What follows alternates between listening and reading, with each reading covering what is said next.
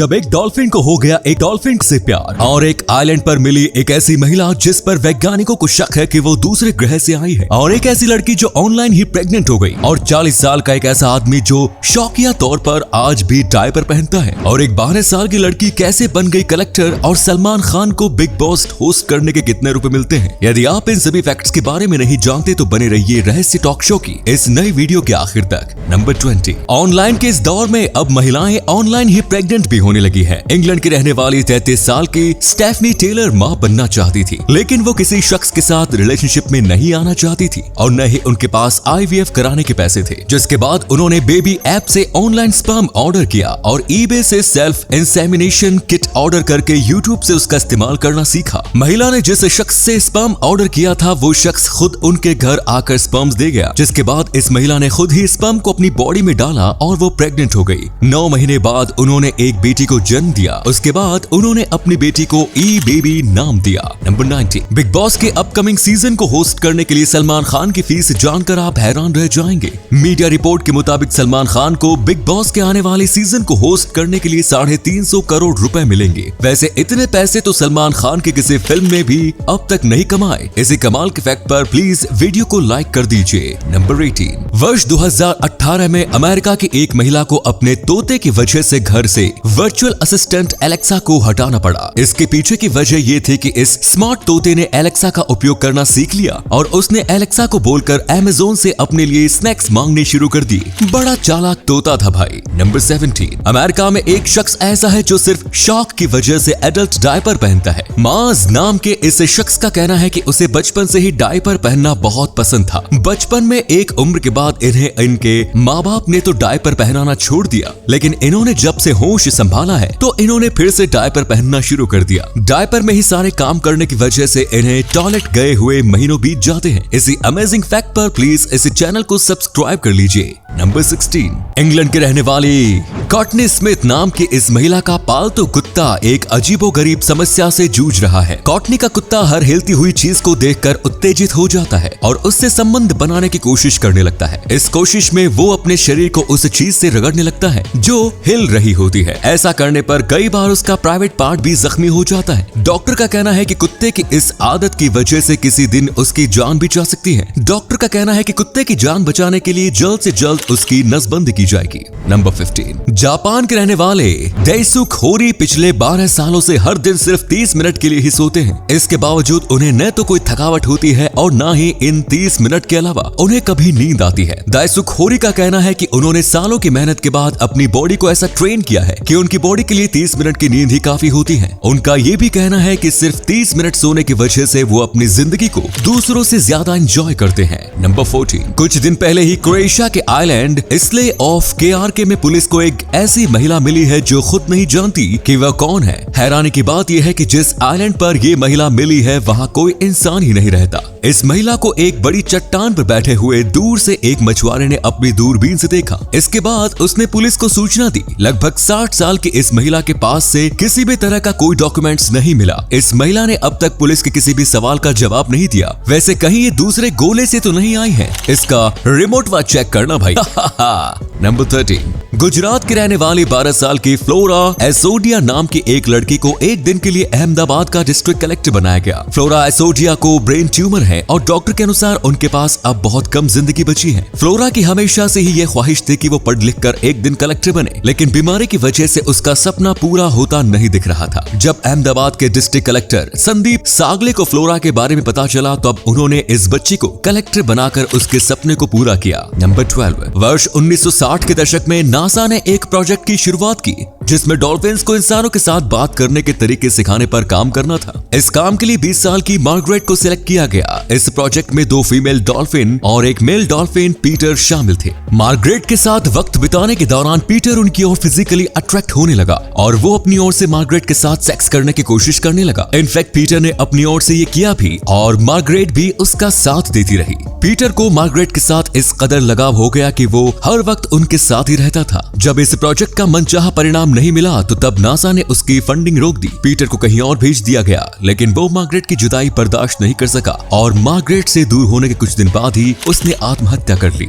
Number 11, आपदा को अवसर में कैसे बदलना है, ये हमें थाईलैंड के टैक्सी ड्राइवरों से सीखना चाहिए। कोविड-19 पेंडेमिक के कारण जब टैक्सी कंपनियों को अपनी टैक्सी खड़ी करनी पड़ी, तब थाईलैंड के 2 टैक्सी कोऑपरेटिव कमेटी ने टैक्सी से कमाई करने का एक नया जुगाड़ निकाल लिया। इस कमेटी ने ड्राइवरों की मदद से टैक्सी की छत पर खेती करना शुरू किया और अलग अलग तरह की सब्जियां उगाने लगे। इनकी ये कोशिश कामयाब रही और आज ये लोग टैक्सी के ऊपर कई तरह की सब्जियां उगाकर बाजार में बेच रहे हैं। सलाम है इनके जज्बे को। नंबर 10, नील आर्मस्ट्रांग के बाद बज अल्ड्रिन चांद पर कदम रखने वाले दूसरे इंसान थी।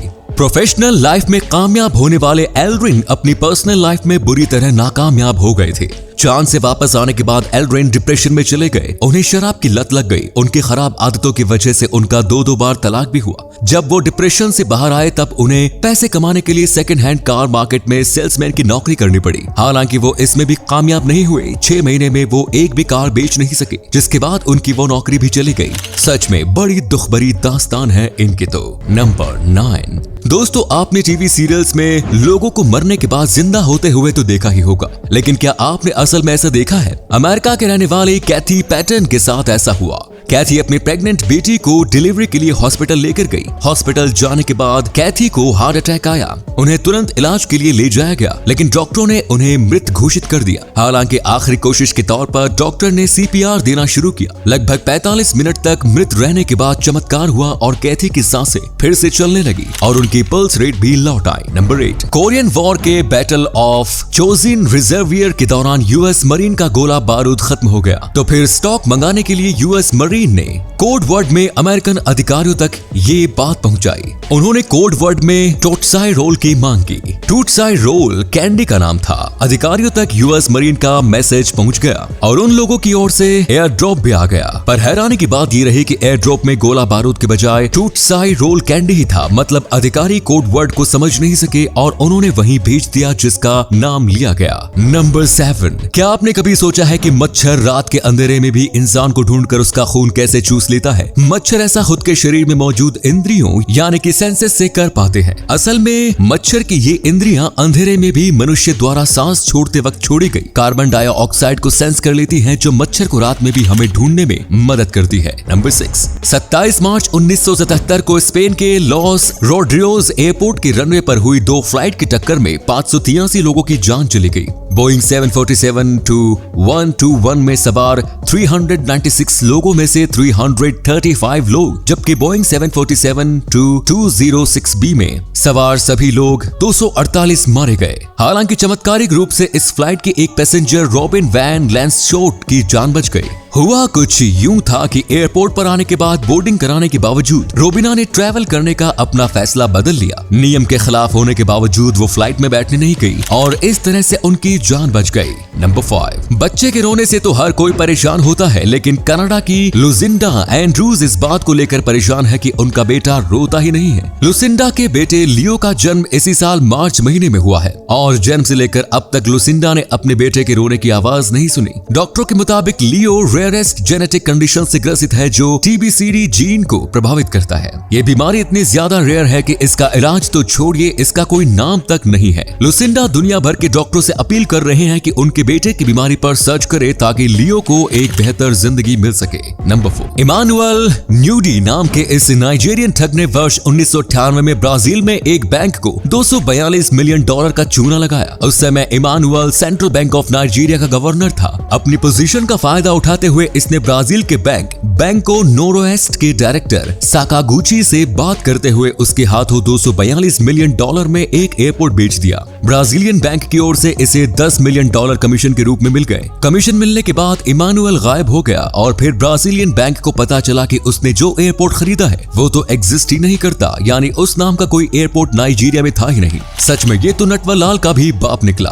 नंबर 3, इंग्लैंड में एक ऐसा स्कूल है जहां बच्चों को टॉयलेट जाने के लिए टीचर से पूछने के साथ ही डॉक्टर का प्रिस्क्रिप्शन भी दिखाना पड़ता है। असल में बलवेल एकेडमी नाम के इस स्कूल ने एक ऐसा नियम बनाया है जिसके अनुसार लंच ब्रेक से पहले या बाद में कोई भी स्टूडेंट अगर टॉयलेट जाता है तो उसे डॉक्टर का प्रिस्क्रिप्शन दिखाना पड़ेगा और साथ ही स्टूडेंट्स को हर महीने नया प्रिस्क्रिप्शन लाना पड़ेगा। वैसे अजीब वाहियात नियम है ये। नंबर 2, इस वीडियो में दिख रही ये लड़की ब्रेकअप के बाद अपना सामान लेने अपने बॉयफ्रेंड के घर आई, लेकिन इसको ये नहीं पता था कि उसके बॉयफ्रेंड ने घर में सीसीटीवी इंस्टॉल करके रखे हैं। जिसके बाद ये अपने कपड़े बदलते हुए रिकॉर्ड हो गई और इसके बॉयफ्रेंड ने इससे बदला लेने के लिए इसकी इस वीडियो को वायरल कर दिया। नंबर 1, अमेरिका के एलेक्स मुडॉफ ने अपने इंश्योरेंस की रकम अपने बेटे को दिलवाने के लिए खुद की ही हत्या की साजिश रची और एक गुंडे को अपनी सुपारी दे दी। हालांकि वो गुंडा अपने काम को अंजाम नहीं दे सका और पुलिस ने उसे गिरफ्तार कर लिया। पूछताछ के बाद धोखाधड़ी और आत्महत्या के आरोप में एलेक्स मुडॉफ को भी गिरफ्तार कर लिया गया, लेकिन जब जज ने एलेक्स की पूरी कहानी सुनी तो तब उन्होंने उसे रिहा कर दिया। एलेक्स ने बताया कि कुछ समय पहले एक गुंडे ने उनकी पत्नी और उनके बेटे की हत्या कर दी थी,